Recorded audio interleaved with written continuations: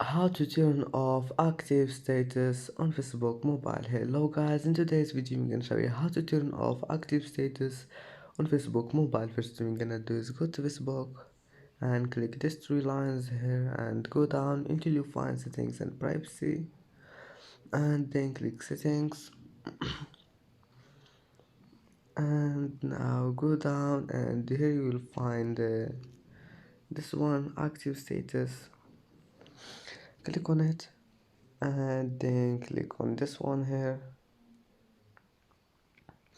and click turn off.